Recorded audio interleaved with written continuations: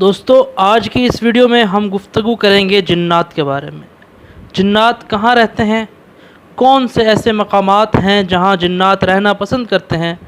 وہ مقامات جہاں جنات کثرت سے ہوتے ہیں، وہ کون سا ایسا وقت ہے کہ جب شیاطین جنات طاقت میں ہوتے ہیں، شیاطین کی سواری کیا ہے،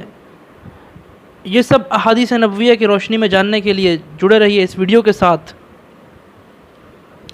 انسانوں کی طرح جن بھی اس زمین پر رہنے والی مخلوق ہے،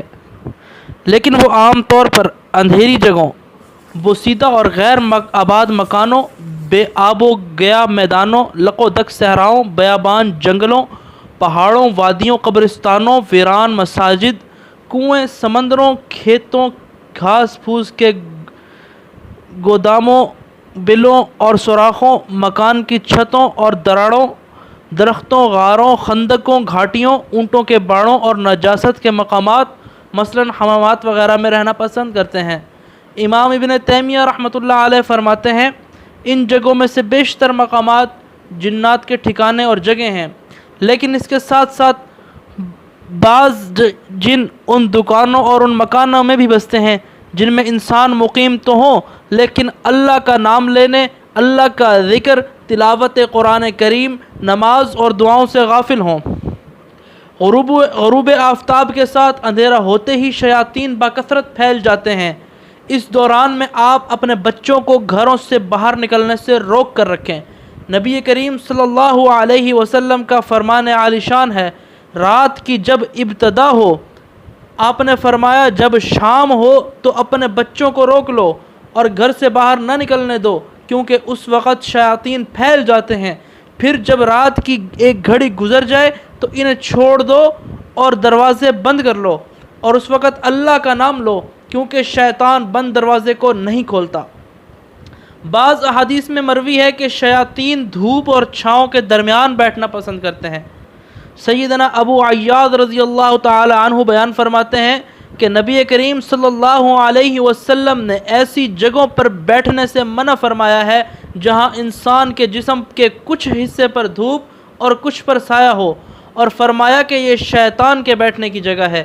اسی طرح جن اور شیاطین ان مقامات پر جمع ہونا زیادہ پسند کرتے ہیں جہاں وہ آسانی کے ساتھ فتنہ و فساد پھیلا سکیں، مثلاً بازار وغیرہ۔ چنانچہ سیدنا سلمان رضی اللہ تعالی عنہ نے اپنے بعض اصحاب کو وصیت فرمائی تھی کہ اگر ممکن ہو تو بازار میں داخل ہونے والا پہلا شخص اور بازار سے نکلنے والا آخری شخص بننے سے بچو، کیونکہ یہ شیاطین کا میدان جنگ ہے اور وہیں اس کا جھنڈا کھڑا ہوتا ہے۔ اسی طرح ثابت ہے کہ رسول اللہ صلی اللہ علیہ وسلم نے غسل خانے اور اونٹوں کے باڑوں میں نماز پڑھنے سے منع فرمایا ہے۔ غسل خانے میں نماز کی ممانعت کا سبب نجاست کے ساتھ ساتھ اس میں شیاطینوں کا ٹھکانہ بھی ہوتا ہے، شیاطینوں کا ٹھکانہ بھی ہے۔ شیاطین غسل خانوں میں اپنا ٹھکانہ بناتے ہیں۔ اونٹوں کے باڑوں میں بھی نماز کی ممانعت کے بارے میں سیدنا برا بن عازب رضی اللہ تعالی عنہ روایت کرتے ہیں کہ رسول اللہ صلی اللہ علیہ وسلم نے فرمایا، اونٹوں کے باڑوں میں نماز نہ پڑھو کیونکہ اونٹ شیطانوں میں سے ہیں۔ بکریوں کے باڑے میں نماز پڑھنے کے متعلق سوال ہوا تو آپ نے فرمایا بکریوں کے باڑے میں نماز پڑھ لو کیونکہ وہ باعث برکت ہیں۔ ایک روایت میں حضرت عبداللہ بن مغفل رضی اللہ تعالی عنہ سے اونٹوں کا شیاطین سے پیدا ہونا صراحت کے ساتھ مروی ہے۔ وہ بیان کرتے ہیں کہ رسول اللہ صلی اللہ علیہ وسلم نے فرمایا،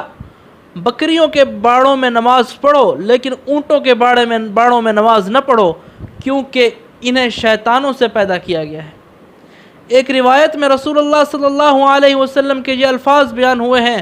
بے شک اونٹ کو شیطانوں سے پیدا کیا گیا ہے اور ہر اونٹ کے پیچھے ایک شیطان ہوتا ہے۔ اونٹوں کے باڑے میں نماز پڑھنے کی ممانعات کے علاوہ یہ بھی بات قابل غور ہے کہ صرف اونٹ ہی ایسا حلال جانور ہے جس کا گوشت کھا کر وضو کرنا ضروری ہے۔ حضرت برا بن عازب رضی اللہ تعالی عنہ بیان فرماتے ہیں کہ رسول اللہ صلی اللہ علیہ وسلم سے اونٹ کے گوشت سے وضو کے بارے میں پوچھا گیا تو آپ نے فرمایا کہ وضو کرو پھر جب بکری کے گوشت کے بارے میں پوچھا گیا تو آپ نے فرمایا اس کے کھانے کے بعد وضو نہ کرو۔ اسی طرح حضرت جابر بن سمرہ رضی اللہ تعالی عنہ سے مروی ہے، ایک شخص نے رسول اللہ صلی اللہ علیہ وسلم سے سوال کیا کیا ہم بکری کا گوشت کھا کر وضو کریں؟ تو آپ صلی اللہ علیہ وسلم نے فرمایا اگر چاہو تو وضو کر لو اور اگر نہ چاہو تو وضو نہ کرو۔ پھر سوال کیا گیا کہ کیا ہم اونٹ کا گوشت کھا کر وضو کریں؟ تو نبی کریم صلی اللہ علیہ وسلم نے فرمایا ہاں، اونٹ کا گوشت کھانے کے بعد وضو کرو۔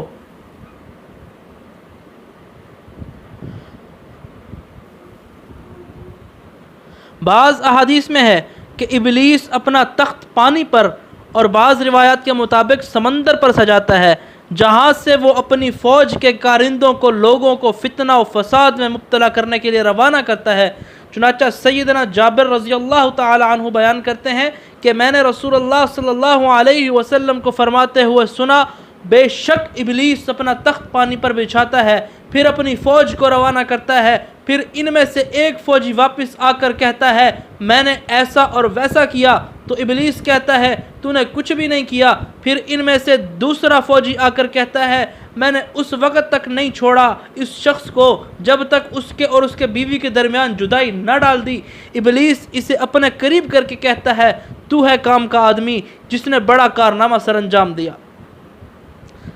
راوی کہتا ہے میرا خیال ہے آپ نے اس کے بعد فرمایا شیطان اس کو اپنے ساتھ چمٹا لیتا ہے۔ سیدنا ابو سعید رضی اللہ تعالی عنہ کی حدیث میں نبی کریم صلی اللہ علیہ وسلم سے ابلیس کے عرش کا سمندر پر ہونا بھی مروی ہے، جیسا کہ آپ صلی اللہ علیہ وسلم نے ابن سیاد سے فرمایا تھا کہ تو ابلیس کا تخت سمندر پہ دیکھتا ہے۔ بعض روایات میں شام کے ایک ثقہ تابعی یزید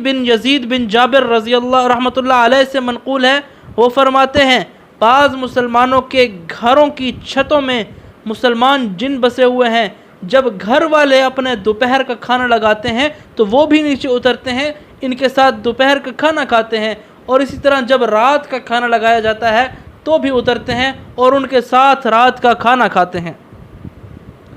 جہاں تک جنوں اور شیاطینوں کی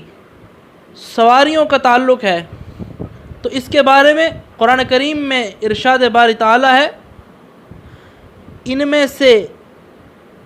سے جسے بھی تو اپنی آواز سے بہکا سکے بہکا لے،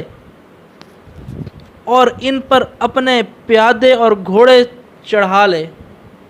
اس آیت سے پتہ چلتا ہے کہ شیطان کے پاس بھی گھوڑے اور سواریاں موجود ہوتی ہیں۔ تو دوستو کمنٹس کر کے بتائیے گا آج کی یہ ویڈیو آپ کو کیسی لگی۔ اگر ویڈیو پسند آئے تو لائک اور شیئر ضرور کیجئے، اور اگر اس ویڈیو سے متعلق کوئی سوالات ہوں تو وہ کمنٹس میں آپ پوچھ سکتے ہیں۔ حاضر ہوتے ہیں نئی ویڈیو میں، اگلی ویڈیو میں ایک نئے ٹاپک کے ساتھ، تب تک کے لیے اجازت دیجیے، اللہ حافظ۔